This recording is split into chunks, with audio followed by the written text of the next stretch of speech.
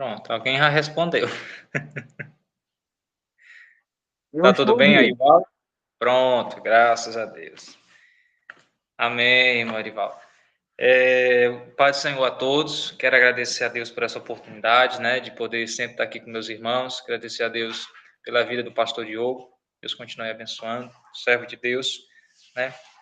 É muito piedoso as palavras dele, né, para com a minha vida. Pura bondade, que Deus abençoe o servo de Deus também, continue prosperando, né, e que o Ceifa continue sendo abençoado, em nome de Jesus.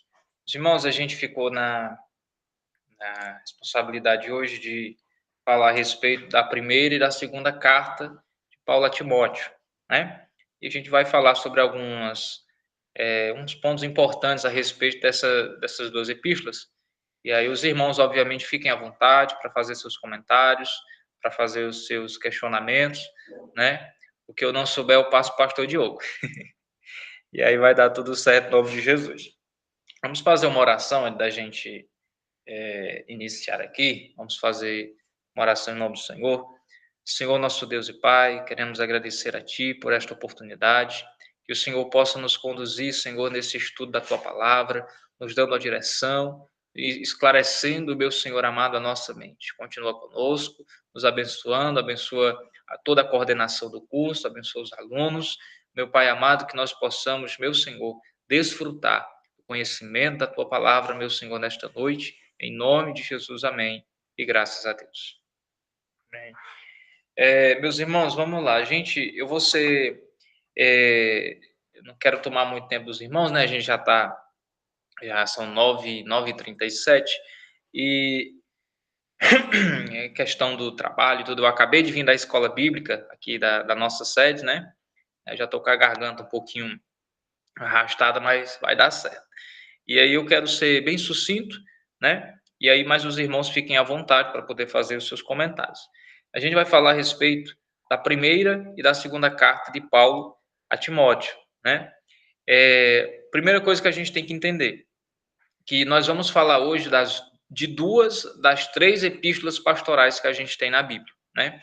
Nós temos nas cartas ali no grupo das cartas paulinas, nós temos três epístolas pastorais, a saber, primeira e segunda Timóteo e Tito, né? São epístolas pastorais, né? Que eram... E por que tem esse nome de epístolas pastorais? Porque, obviamente, foram destinadas a pastores, a líderes de igrejas, né? Timóteo, né, era pastor, e Tito também era pastor, né? Então, ambos tinham a responsabilidade de administrar a igreja, né, de cuidar, de pastorear o rebanho do Senhor. Então, por isso que 1 Timóteo, 2 Timóteo e Tito são consideradas epístolas pastorais, né, por conta de serem destinadas a homens responsáveis por cuidar do rebanho, né? Uma consideração que a gente tem que fazer a respeito de Timóteo é que ele era pastor em Éfeso, né? Tem um microfone ligado. Pronto, deu certo. Então, ele era pastor na cidade de Éfeso, né?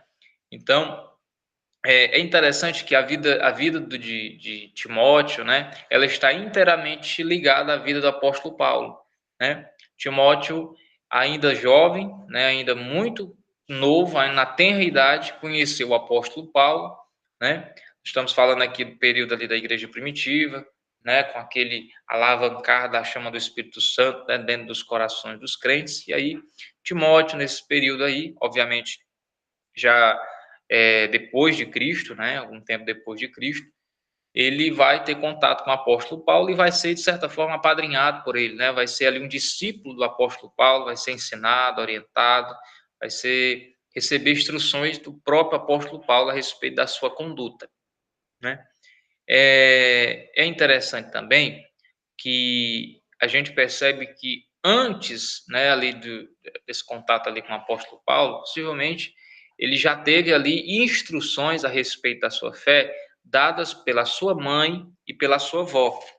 A gente percebe isso na segunda carta, no capítulo 1, versículo 5, quando ele diz assim: trazendo à memória a fé não fingida que em ti há, a qual habitou primeiro em tua avó Lóide e em tua mãe Eunice, e estou certo que também habita em ti, né? Eu vou navegar aqui nos textos juntamente com os irmãos para a gente poder fechar aqui a linha de raciocínio. Então, o que a gente vê? Que a mãe e a avó de Timóteo eram extremamente piedosas, né? Eram crentes realmente no Senhor Jesus Cristo e que acabaram repassando, né, essa espiritualidade ali para Timóteo, né? Com seus ensinamentos, com seus exemplos, com seus conselhos. A família ali de Timóteo, em especial sua mãe e sua avó, foram uma base, né, para o seu desenvolvimento do seu ministério, né? Para que ele pudesse ali desenvolver a sua carreira e, obviamente, o pastorado, né?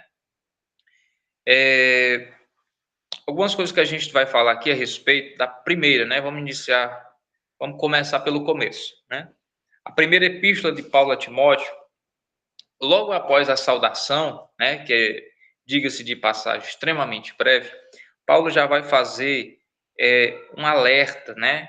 A Timóteo com relação ao cuidado que ele deve ter com relação aos falsos mestres, a ensinos de doutrina diferentes daquela que Timóteo havia aprendido, né?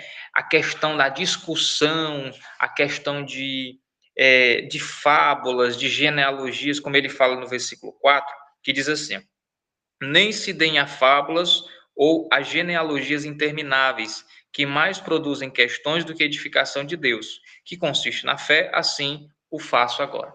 Então, o que é que Paulo ali já estava começando a rebater? Essa questão dos debates da palavra, de genealogia, da pessoa perder tempo com coisa, né, que não edifica, né? Então, já de antemão, vale a pena a gente refletir nesse sentido, né? Da gente não perder tempo discutindo, debatendo, né? Perdendo tempo com os midiáticos que estão por aí, né? A gente tem que ter cuidado com aquilo que a gente está se alimentando, né? A gente é bom ouvir mensagens, né? Ali pelo YouTube, pela internet, tudo, mas a gente tem que ter cuidado de onde estão vindo essas mensagens, que conteúdo a gente está consumindo, né? Não é porque está falando a respeito de Deus que é de Deus, né? Então a gente tem que ter muito cuidado com aquilo que a gente está consumindo, que a gente está se alimentando, né? Inclusive, o Ceifa é um filtro, né? O curso Ceifa é um filtro. Por quê? Porque aqui nós vemos de fato a teologia pentecostal da Assembleia de Deus, né? Nós vemos aqui de fato a teologia pentecostal, né? A raiz mesmo ali da Assembleia de Deus, né? Então a gente não, o Ceifa não é de vertente, de qualquer outra vertente ali de outra igreja, né? O Ceifa, ele nos mostra ali de fato a cara da Assembleia de Deus, a cara do pentecostalismo, né? Que é o que a gente está procurando. Então, primeira coisa que a gente tem que considerar aqui nas palavras de Paulo: cuidado com questões, a gente vê, por exemplo, muitos irmãos querem debater, né, a questão da Bíblia, às vezes um quer saber mais do que o outro, então acaba causando uma certa inimizade. E Paulo já aconselha Timóteo a ter cuidado com isso. Não se dá negócio de genealogia, de fábulas, né? De querer descobrir os segredos miraculosos da Bíblia, né? É aquilo que eu digo: o que Deus quis revelar, ele revelou, né? Deuteronômio 29, 29. Quem tiver acesso aí à sua Bíblia ou pelo celular, pode abrir Deuteronômio 29, 29, né? Lá vai dizer que as coisas reveladas pertencem a nós e as coisas ocultas pertencem a Deus, né? Então tem coisas na Bíblia, irmão, que se fosse para a gente saber, Deus teria estampado, né? Teria permitido os escritores aqui relatarem. Tem coisa que não é para a gente saber, né? Então, de certa forma não edifica, porque o que está aqui já é suficiente, né, a gente saber. Então, Paulo já alertava a Timóteo a respeito disso, né? Um segundo ponto, a partir do capítulo 2, ele já vai alertar a respeito da oração, né? Quando ele vai dizer: admoesta-te, pois, versículo 1 do capítulo 2, admoesta-te, pois, antes de tudo, que se façam deprecações, orações, intercessões e ações de graças por todos os homens. Aí Paulo vai falar a respeito dessa vida de oração, né, de a gente orar pelas autoridades, de orar pelos reis, pelos que estão digamos assim, grau de autoridade, né? Então, nós temos que orar por eles. E Paulo já inicia aqui falando a respeito da necessidade da oração, né? Principalmente ali no meio social, né? Orar pelos homens, né? Então, a gente tem que resgatar, irmãos, essa característica que é peculiar do crente em Jesus Cristo, que é uma vida de oração, né? A gente tem que ressuscitar uma vida de oração, né? Orar. Muitas vezes a gente vê, por exemplo, falar assim bem, de uma forma bem rasgada, a pessoa critica, sei lá, o governo, né? Critica o prefeito, critica o, sei lá, o presidente, né? Não fazendo apologia a nenhum candidato, mas quantas vezes também a gente já orou por eles, né? A gente critica o pastor da igreja, mas quantas vezes a gente já dobrou o nosso joelho para orar pelo pastor da igreja? Critica o dirigente que fez alguma coisa que a gente não concorda, que a gente não acha que esteja certo, mas quantas das vezes também eu dobrei o meu joelho e pedi para que Deus desse direção ao dirigente da congregação, né, a qual eu congrego, ao pastor presidente, no caso da sede. Então, Paulo já admoesta a respeito da gente orar, de ter essa vida de oração, de resgatar essa nossa vida de oração, né, de orar pelas pessoas. Então, é necessário a gente, como homens e mulheres de Deus, resgatar esse desejo, essa vontade, essa ação de orar, né? De estar constantemente orando, orando pelas autoridades, orando pelos nossos irmãos, orando pela nossa família, orando por todos os homens, né? Como o próprio apóstolo Paulo diz, Deus quer que todos os homens se salvem e venham ao conhecimento da verdade. Então, a vontade de Deus é que a salvação ela alcance a todos, né? E para isso, nós temos que orar, nós temos que buscar a presença de Deus, né, para ir quebrando as barreiras, quebrando as correntes, e a oração e aí e destrinchando, né, e o Espírito Santo alcançando os corações através da palavra de Deus. Amém aqui? Algum irmão tem alguma dúvida, alguma pergunta? Fique à vontade aí, só enquanto eu bebo uma água.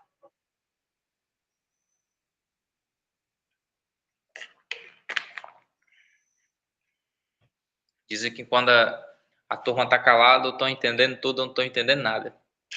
Eita, Jesus. Eu vou imaginar que os irmãos estão entendendo tudo. Vamos lá, vamos continuar. Os irmãos ficam à vontade qualquer hora aí para levantar a mão, fazer qualquer comentário. Uma outra coisa que a gente tem que considerar é a respeito do dever do bispo, né, e do diácono, do presbítero e daquele que exerce a diaconia. No capítulo 3, em especial, né, na primeira carta de Paulo a Timóteo, capítulo 3, nós vamos ver ali os requisitos, vamos dizer assim, né, que o bispo e o diácono têm que possuir, né? E é interessante, irmão, que a primeira característica do bispo, né, daquele que vai exercer ali o episcopado, presbitério, enfim, é irrepreensível, né? Eu costumo pensar assim, a pessoa que se tornou irrepreensível, todos os outros aqui ele consegue tranquilamente, né? Quando a pessoa se torna irrepreensível na sua conduta, na sua forma de viver, na sua vida, de uma forma geral, todos os outros aqui ele consegue, né, com a ajuda do Espírito Santo, obviamente ele consegue alcançar, né? Ser irrepreensível, marido de uma mulher, vigilante, sóbrio, honesto, hospitaleiro, apto para ensinar, por isso a necessidade da gente se preparar, né, estudando a palavra de Deus, fazendo curso teológico e tudo mais, né? E, principalmente, que governe bem sua própria casa, tendo seus filhos em sujeição com toda modéstia. E Paulo ainda abre um parênteses, né? Dizendo assim, porque se alguém, isso aqui é um comentário do que ele acaba de falar, porque se alguém não sabe governar sua própria casa, terá cuidado da igreja de Deus, ou seja, aquele negócio, qual é a nossa primeira igreja, nosso primeiro púlpito, nossa primeira contato com a pregação? É a nossa casa, né? A nossa casa é a nossa primeira igreja, né? É ali onde eu tenho que ser o homem de Deus que eu sou na igreja, eu tenho que ser ele dentro de casa, né? É o que eu costumo falar aqui para minha esposa, né? Que o homem de Deus que eu sou na igreja, eu tenho que ser dentro de casa, né? E que senão, se a gente tiver duas condutas, aí em casa eu sou uma coisa e na igreja eu sou outra, aí eu tô lá pregando, né? No culto e falando lá sobre fidelidade, sobre amar a esposa, sobre cuidar dos filhos, sobre amar ao próximo, e minha esposa lá com a cabeça baixa, balançando, né, que sabe que não é verdade. Então, a gente tem que ter cuidado, né? Nossa vida tem que ser, como falou aqui, irrepreensível, né? E principalmente dentro da nossa casa, né? A gente tem que ter esse cuidado de não ter essa vida dupla, né? Não ter essa essa duplicidade de vida, né? Uma outra coisa que vale a pena ressaltar a respeito aqui da característica do bispo é que ele não podia ser neófito, né? E o que é neófito? Novo convertido, né? É alguém novo convertido. E é interessante que o que é que o apóstolo Paulo está dizendo assim? Que tem que ser alguém maduro, né? Alguém que já adquiriu maturidade. E os irmãos vão concordar comigo numa coisa. Maturidade nem sempre está ligado à idade que a pessoa possui. Por quê? A gente percebe, por exemplo, que tem pessoas que têm pouca idade, mas muita maturidade. E tem gente que tem muita idade, mas pouca maturidade, né? O que a gente vê?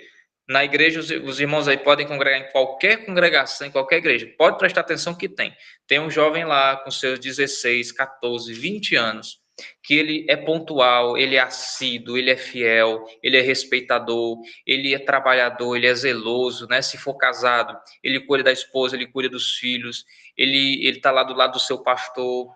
Enfim, ele tem estabilidade espiritual. Com luta ele está na igreja, sem luta ele continua na igreja, enfim, ele tem estabilidade espiritual.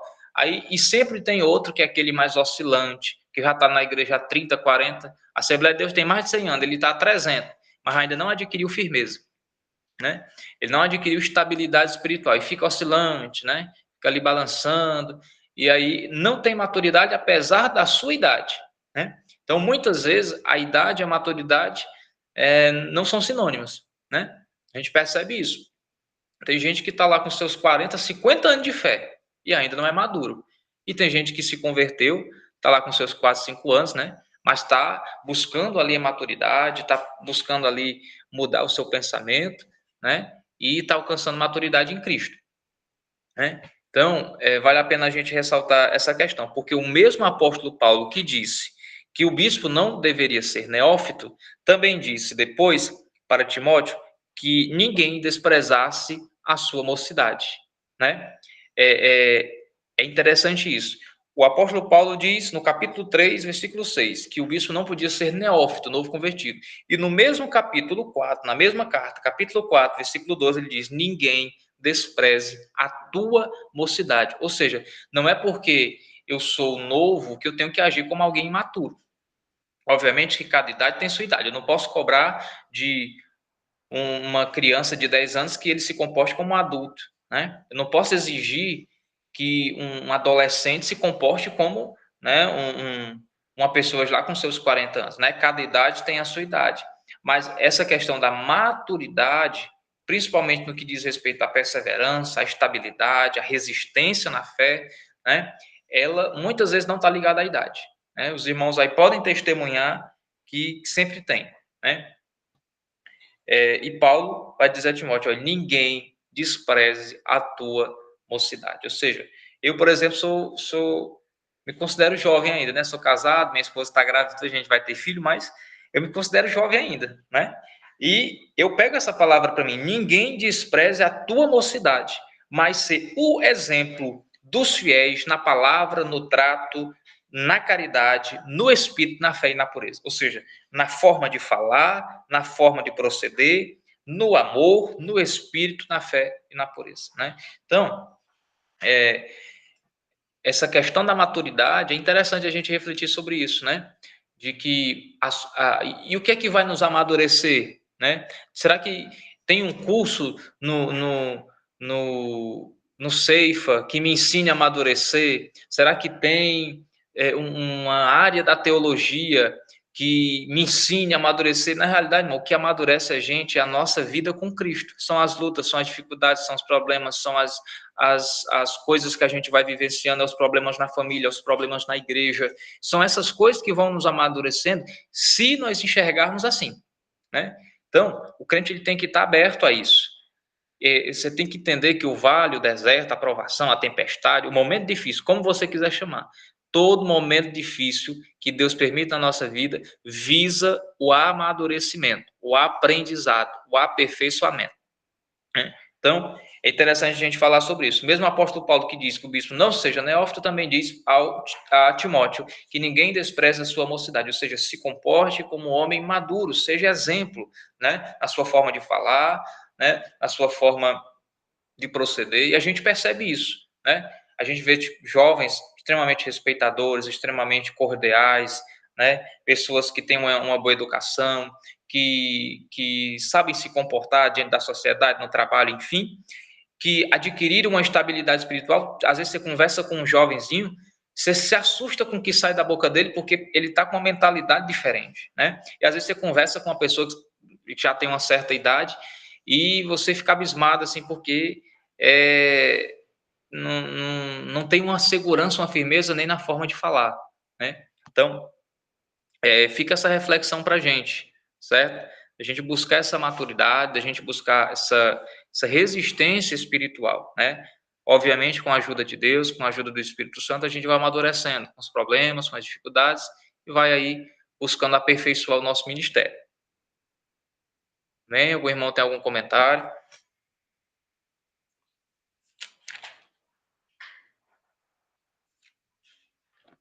Eita, glória, dá para ouvir os grilos cantando.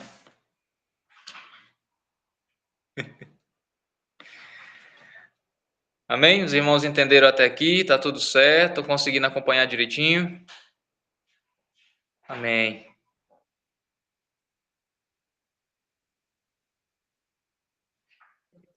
Estamos aqui ouvindo, viu? Pronto. Estava preocupado, meu Deus. Para encerrar aqui a questão da primeira epístola, né, a Timóteo, a gente vai estar vendo aqui um resumo geral, né? Se a gente fosse se aprofundar, tem muito assunto, mas a gente está vendo aqui um resumo geral e aquilo que vai ajudar os irmãos no entendimento e também permitir responder lá a avaliação, né? Então, vai aí expandir os horizontes dos irmãos. Para a gente encerrar, a primeira carta de Paulo a Timóteo termina com alguns conselhos, né?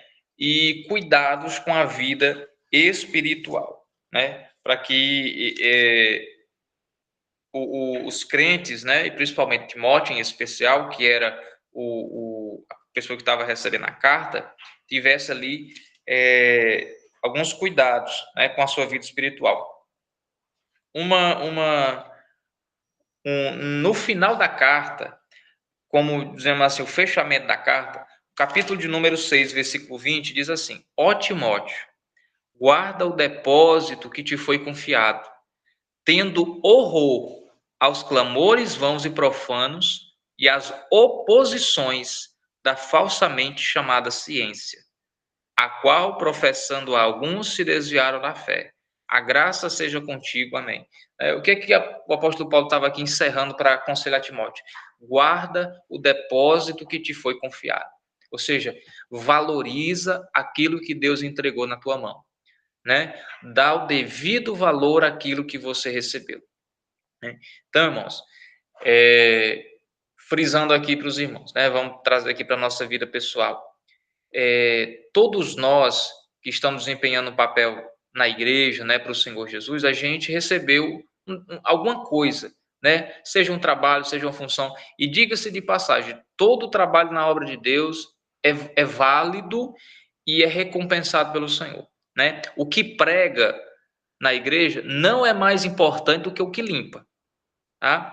A gente tem muita essa ideia de trabalho mais importante, mas para Deus não é assim, certo? Aquele que limpa a igreja, aquele que tira a oferta, aquele que está escondido lá na secretaria, na tesouraria, mexendo com papel, com relatório, com tudo, tem o que está pregando, tem o que está ensinando na escola bíblica, tem aquele que está no campo missionário, fazendo culto campal, abrindo trabalho, cuidando de congregação, resolvendo problema dos crentes, e meio monte de coisa. Então, o apóstolo Paulo estava dizendo, valoriza aquilo que te foi entregue, né? Ou seja, você recebeu um cargo, né? Aqui, eu não sei como é aí no campo dos irmãos, mas aqui a gente recebe no começo do ano, recebe um cargo, no final do ano a gente entrega, né? Você recebeu um cargo, valorize aquilo que você entregou. Ali, por mais que você não se veja capacitado a realizar aquele trabalho, Deus vai lhe dar a capacidade necessária para ser realizado, né? Aí você vai buscando melhorar, aperfeiçoar, e de repente você percebe que aquele trabalho que para você parecia algo assustador, né, você começa até a gostar e a desenvolver com excelência. Então, valorize o seu lugar lá no corpo de obreiros, né? Guarde o depósito que você recebeu, valorize essa chamada, esse ministério, valorize o seu lugar lá no departamento de senhoras, de jovens, de crianças, valorize o seu lugar, né? Aonde Deus colocou, né? O depósito que você ali recebeu, o seu ministério, a sua chamada, valorize a sua família, né? Então, a gente tem que dar, irmão, o devido valor daquilo que Deus confiou na nossa mão, né? Daquilo que Deus entregou a gente. Então, vamos confiar no Senhor, acreditar em Deus, né? E guardar o depósito que nos foi confiado, né? Aquilo que Deus nos entregou nas nossas mãos. Amém? Aqui, a gente vai para a segunda carta de Paulo a Timóteo.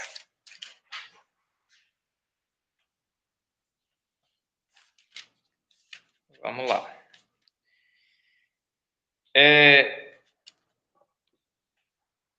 Na segunda carta de Paulo, a gente percebe que Paulo aqui já estava próximo da morte, né? A gente percebe isso no capítulo 4, e versículo de número 6, 7 e 8, quando ele vai dizer assim, ó, porque eu já estou sendo oferecido por aspersão de sacrifício, e o tempo da minha partida está próximo. Combati o bom combate, acabei a carreira e guardei a fé. Desde agora, a coroa da justiça me está guardada, a qual o Senhor, justo juiz, me dará naquele dia, e não somente a mim, mas também a todos quantos amarem a sua vinda. Então, o apóstolo Paulo aqui, essa aqui é a palavra mais conhecida, digamos assim, na epístola de 2 Timóteo. Paulo já está se despedindo, já sabe que o seu tempo aqui na terra está se acabando, né? Já sabe que o seu ministério está se encerrando aqui, e ele vai escrever essa última carta a Timóteo, né? Ele já estava próximo da morte, e ele encerra dizendo: combati o bom combate, acabei a carreira e guardei a fé, né? Então aqui fica digamos assim, um incentivo, um estímulo, uma exortação para a gente perseverar.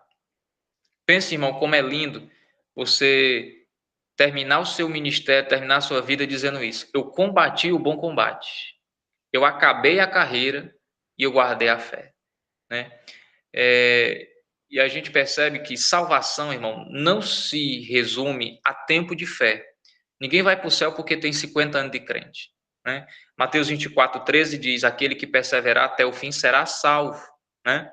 Se a gente for, por exemplo, para as cartas que Jesus ordenou a João para escrever às igrejas da Ásia, lá no Apocalipse, todas elas têm uma promessa, e a promessa não é ao que participava, ao que ia de vez em quando à igreja, ao que vinha aparecer no culto só na Santa Ceia, era ao que vencer, né? Ao que vencer, dar-lhe-ei de comer da árvore da vida que está no meio do paraíso de Deus. Ao que vencer, far-lhe-ei coluna no templo de meu Deus, e porei sobre ele o nome do meu Deus, e o nome da nova cidade do meu Deus, né? Então você vai ver lá um monte, 7 promessas, né? Ao que vencer. Então o céu é para o vencedor, irmão. O céu é para os que vencerem, é para os vencedores, né? Então a gente tem que, irmão, que valorizar a nossa salvação, né? O apóstolo Paulo aqui estava encerrando seu ministério, sua vida, e dizendo: eu combati o bom combate, ou seja, tudo que me veio a fazer, eu fiz. Tudo o trabalho que me deu a fazer, eu fiz, né? Eu terminei, eu concluí, né? O próprio Jesus falou sobre isso, quando nos seus últimos momentos, né, antes de ser preso e crucificado, ele disse: Pai, eu glorifiquei-te na terra, tendo terminado a obra que tu me destes a fazer. Está lá no Evangelho de João, né? Então Jesus disse: eu terminei a obra que tu me deste. Pense como é maravilhoso uma pessoa terminar a sua vida dizendo assim: rapaz, eu posso morrer em paz, porque tudo aquilo que Deus me entregou para fazer, eu fiz, né?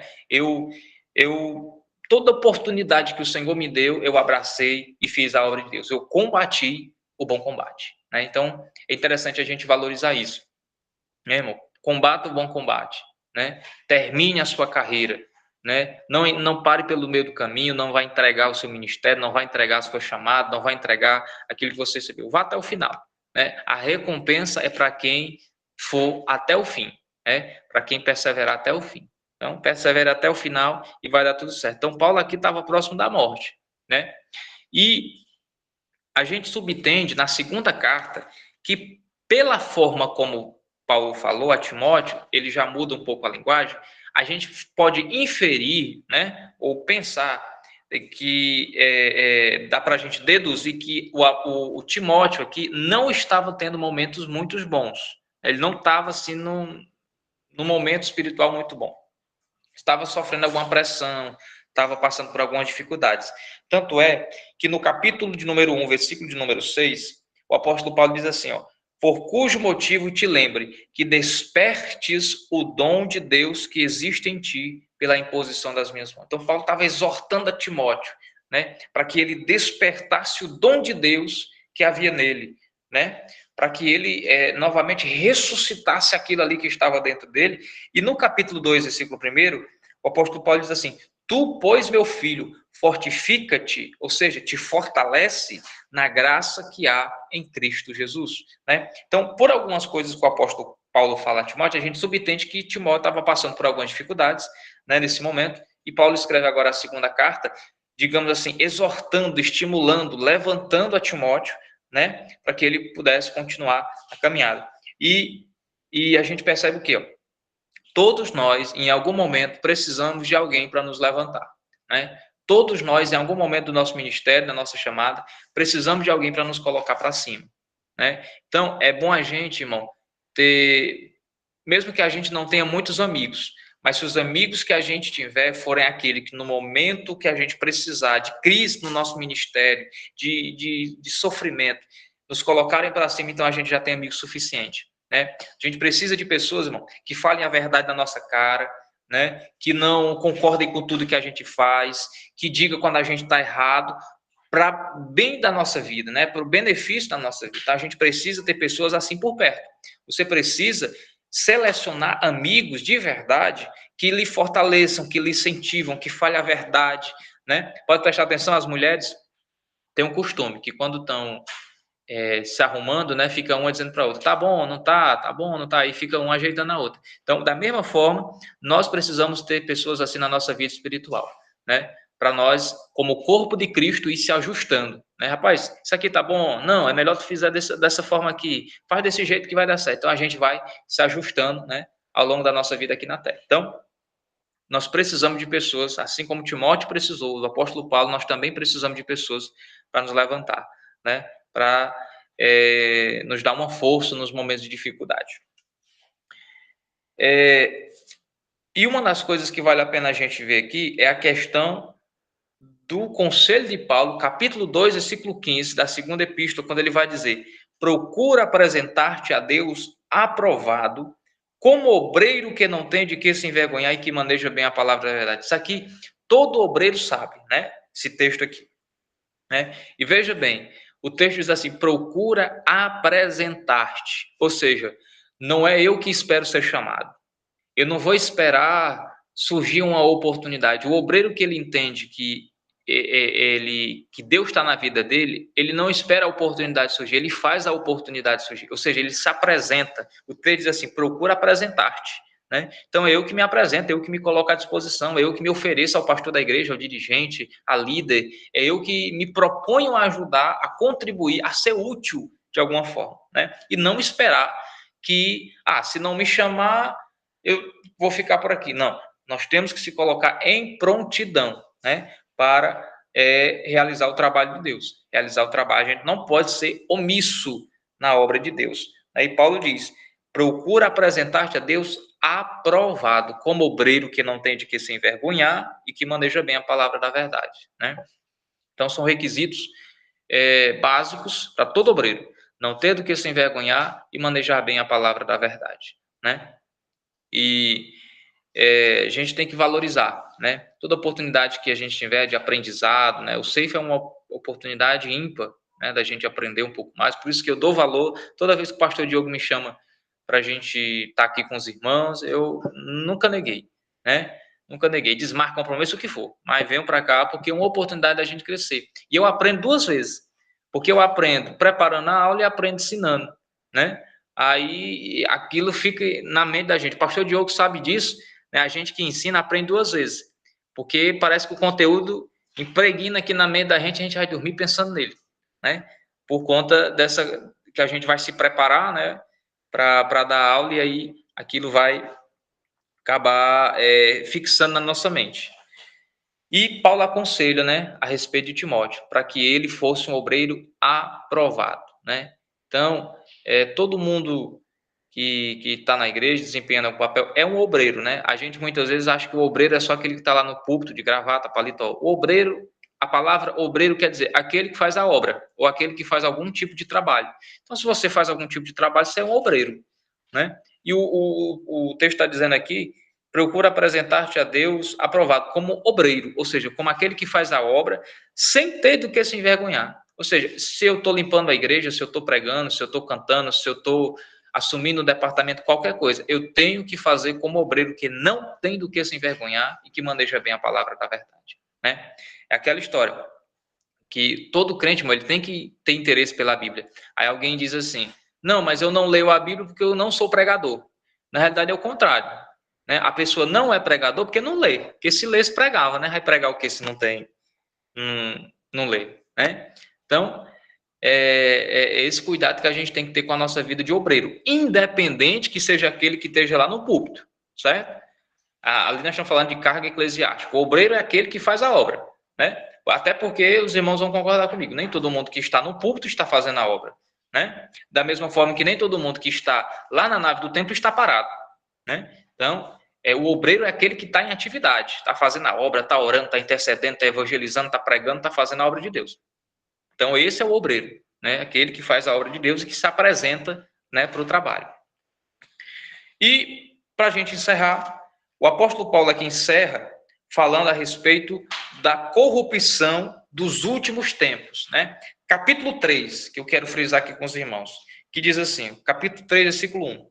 Sabe, porém, isto, que nos últimos dias sobrevirão tempos trabalhosos, porque haverá homens amantes de si mesmos, avarentos, presunçosos, soberbos, blasfemos, desobedientes a pais e mães, ingratos, profanos, sem afeto natural, irreconciliáveis, caluniadores, incontinentes, cruéis, sem amor para com os bons, traidores, obstinados, orgulhosos, mais amigos dos deleites do que amigos de Deus. E que tempo é esse que Paulo está falando? É o tempo que nós estamos vivendo, né? É a atualidade dos últimos dias. É o tempo de corrupção que a gente está vivendo hoje. Então, a gente tem que se policiar ainda mais nesse tempo que a gente está vivendo, né? E aquela história, não é porque, como a mãe da gente dizia, né? Mãe, deixa eu ir para tal canto. Todo mundo vai, e ela dizia o quê? Você não é todo mundo. Pronto, da mesma coisa, mesma forma Deus diz para a gente. Não é porque todo mundo está fazendo que a gente tem que fazer também. Então, mesmo no mundo de corrupção, é possível e necessário viver uma vida de santidade, né? Então, nós temos que ter cuidado com isso. E Paulo já alertava a Timóteo a respeito desses últimos tempos, né? Desses tipos de pessoas que se levantariam nos últimos tempos. Então, tomemos cuidado, né, com a nossa vida. E eu aconselho os irmãos, leiam cuidadosamente, pacientemente, a primeira, a segunda e a terceira, a segunda epístola de Paulo a Timóteo e Tito, certo? Leiam um em seguida, um atrás do outro. Os irmãos vão ver que estão em sintonia, principalmente para quem é obreiro, porque tem muita coisa ali envolvida, né, para aquele que está realizando algum trabalho na obra. Tem muita coisa envolvida. Então, é muito bom os irmãos fazerem ali um mapa geral, né, dessas três epístolas, como eu já falei, são epístolas pastorais, que aí ajudam muito no nosso ministério a desenvolver ali a nossa chamada. Tem muita coisa bacana que não dá para abordar aqui numa aula, né, mas que é muito interessante a gente refletir a respeito disso, né. E é isso, eu espero ter contribuído aí para os irmãos de alguma forma. Quem tiver algum comentário, alguma pergunta, fique à vontade, em nome de Jesus.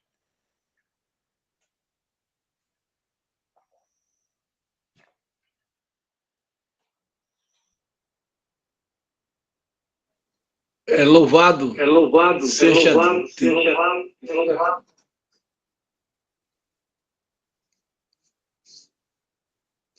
Deixa eu ver se está saindo o eco. Saiu não, né? Tá saindo. Tem o microfone desligado. O seu e o do notebook, eu acho.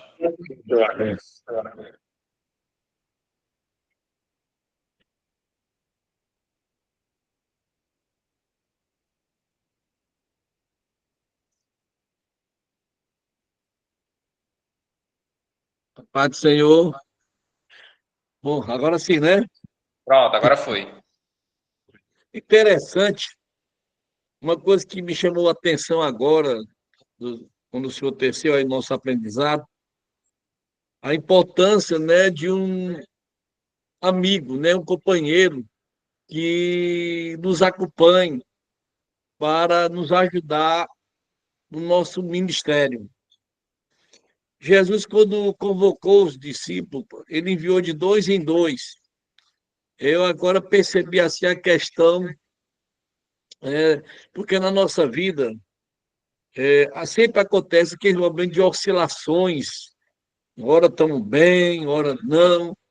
Eu acho que quando há essa oportunidade de ter um amigo, como o senhor falou, concordo plenamente, como é importante termos um amigo que é mais do que um irmão, para que nessa caminhada, que não é fácil, é espinhosa, o caminho é estreito, precisamos muito desse tipo de homens, desse tipo de mulheres, né, que nos ajude a alcançar esse processo de avançar o reino. Essa é a palavra certa. Expandir o reino de Deus na face da terra. Eu acredito que quando você estuda as epístolas, elas também nos norteiam essa, essa revelação, né? A oportunidade de crescer, a oportunidade de se relacionar e a oportunidade de conquistar. Então, quando se deparamos com as experiências desses grandes homens de Deus e nos relata essas experiências, eu acredito que tiramos para nós proveitos, enriquecimento. Eu fiquei muito feliz, né, quando o senhor abordou a questão de Paulo, a posição de Paulo, a posição de Timóteo, né? E tudo isso aí é de uma relevância muito importante para o cristão conquistar o sucesso, de perseverar, como o senhor falou, de perseverar até o fim. Como também o senhor falou a questão também do Apocalipse, aquele que vencer.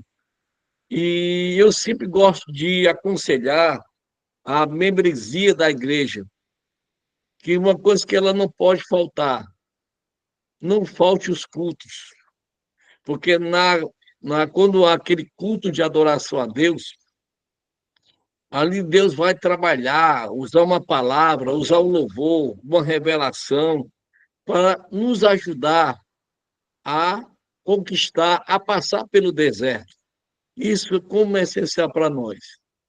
Eu quero aqui agradecer, primeiramente, a sua pessoa, e seria muito bom se todos os nossos alunos pudessem aproveitar, não somente de perguntar, mas também vocês, alunos, têm uma experiência que talvez o nosso presbítero Samuel, não tenha passado. Então, são estas experiências compartilhadas que nos ajuda a amadurecer a nossa espiritualidade, né?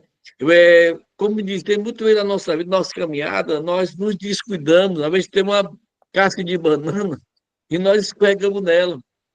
E quantas vezes a gente orienta, olha, não vá por esse caminho não, que esse caminho aqui é escorregadio. Tente entrar por este caminho. Essas são experiências que a igreja, através da sua membresia, compartilhe, né, essas experiências para que os outros alunos também conquistem, não somente a aula pelo módulo, mas também por essa oportunidade, como nosso presbítero Samuel, como nosso pastor Acácio, que também ministrou também uma aula, como também o nosso pastor Josué, de Oroz. São experiências que todos nós, não importa o que elas, como foi passado, qual foi a intensidade da experiência, mas vai gerar em nós um enriquecimento espiritual muito grande. Então, é isso que Paulo, quando foi inspirado por Deus a escrever essas epístolas, Ele trouxe para nós essa experiência. E elas não podem ficar de forma alguma alheia da igreja do Senhor, que no caso somos nós. Nós temos que extrair estas pérolas para nos ajudar na nossa caminhada, né? É como diz a Bíblia, aquele que está limpo, se limpe mais ainda. Então, vamos aproveitar essas oportunidades que Deus está nos dando através do Ceifa, através desses professores que tiram o dia dele, tiram a hora dele, podia estar com os filhos, estar com a esposa, mas eles se sacrificam para estar conosco. Então, aproveite, meus queridos irmãos. É muito importante todos nós juntos participar desse momento que é único, que terminou essa aula. Aí você ficou puxa, eu tinha uma experiência para contar, eu tinha uma reflexão para abordar, mas o meu medo, a minha covardia, o meu receio não permitiu. Essa é a hora da verdade. Deus, ele quer que a igreja se transforme, que a igreja seja vencedora. Não vá vencer, não, né? No arrebatamento não tem mais jeito, não. É para aquele que vencer, então não deixe para o futuro.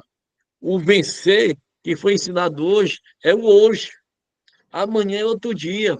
Então aproveita a oportunidade, vença o medo, vença, né, os receios, vença a timidez, vença tudo isso aí.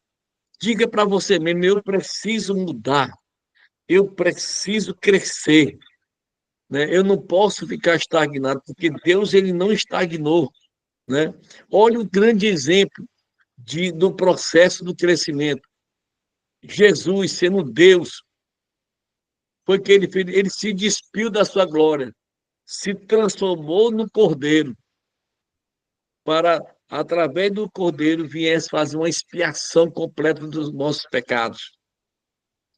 Depois, quando ele se tornou Cordeiro, aí naquele exato momento, ele se tornou sacerdote. Ele, ele teve que levar o sacrifício dele diante do Pai Celestial. Depois, ele se tornou advogado, como João fala. Depois, ele se tornou juiz. Depois de se tornar juiz, ele volta a se tornar o Rei dos Reis e Senhor dos Senhores. Assim como ele cresceu na graça e no conhecimento. Então, essa motivação que Paulo recebeu de Timóteo, Timóteo recebeu de Paulo, essa motivação também o Ceifa também repassa para vocês, né? Que vocês cresçam, que vocês, o nome do Senhor venha ser glorificado. Está na hora de sair do anonimato. Deus, ele precisa de você no seu reino, para a glória e honra do nome do Senhor.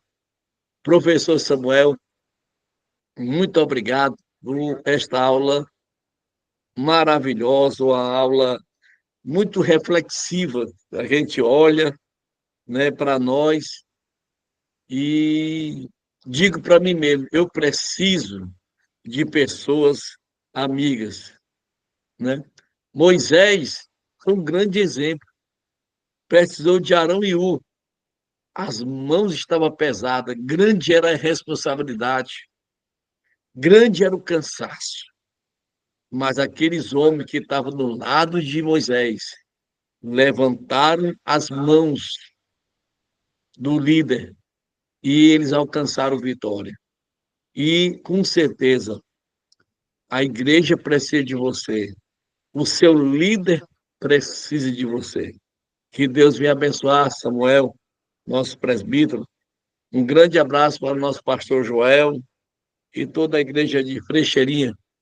Para nós é uma honra realmente ter você como professor, né? Ter você, e eu espero que outros se destaquem, e se destaquem como você, como outros alunos, que hoje têm essa preferência do CEIF em escolher vocês como nossos professores. Muito grato a Deus pela sua vida, muito grato a Deus pela vida dos nossos alunos, mas eu estou muito feliz. Só de você sair do anonimato e botar no seu coração, eu quero aprender.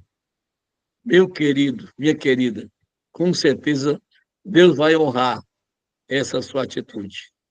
Que Deus abençoe, Samuel.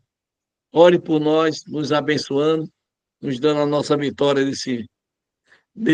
nesta noite, né? Amém. Deus abençoe. Amém. Obrigado dessa oportunidade. Que Deus abençoe cada irmão.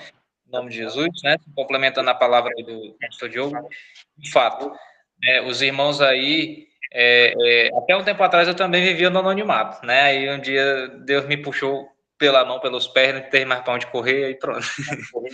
Aí fiquei por aqui mesmo. Mas aí Deus sempre vai estar levantando, né? Então, os irmãos não tenham vergonha, não tenham medo, né? A gente tem essa questão de não achar que não tem capacidade, realmente não tem, né? Quem é Deus, quem aperfeiçoa é Deus, Deus vai preparando aí no caminho. E vamos orar, né? Vamos orar agradecendo a Deus por essa oportunidade, em nome de Jesus.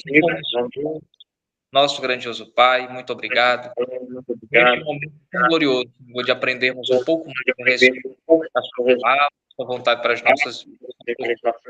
Que nos oriente, nos dirige, desperta cada vez mais para buscarmos conhecimento da tua palavra e dar um bom sono, Pai, reparador e tranquilo. Em nome de Jesus, amém. E graças a Deus. Amém. Que Deus abençoe a todos vocês. A Amém. próxima aula vai ser o nosso evangelista Francileudo, lá de Nova Russas. Que Deus abençoe a todos. Até segunda-feira que vem, com a nossa última aula de Epístolas Paulina 2. Um grande abraço. Até segunda-feira. A paz do Senhor para todos.